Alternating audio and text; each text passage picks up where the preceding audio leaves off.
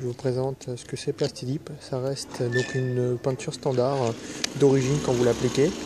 Et une fois que vous l'avez appliquée, au bout de 3 ou 4 couches, elle devient dure et elle devient comme de la résine. Donc là par exemple, c'est une voiture noire et bien sûr on a appliqué 4 couches de Plastidip noir. Et donc là on l'enlève bien sûr pour pouvoir changer cette couleur, donc ça s'enlève facilement.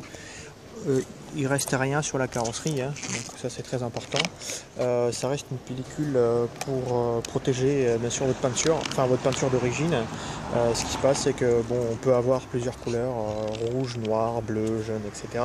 Très souvent on pose des questions, si votre voiture est noire, comment ça se passe pour mettre la couleur, quelle couleur il faut mettre, si par exemple on met orange ou rouge. Bien sûr que si votre voiture est noire, il faut d'abord mettre une couche blanche, d'une couche blanche tout simplement, et après par la suite mettre de la couleur finition.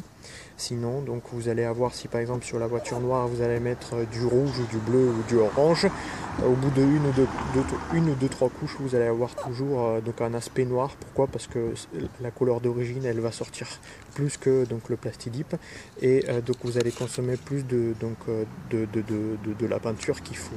Donc d'abord toujours sur une couleur foncée d'origine mettre une couche blanche ou une couche du gris pour enlever cet aspect du noir. Voilà, ça c'était une présentation pour Plastidip.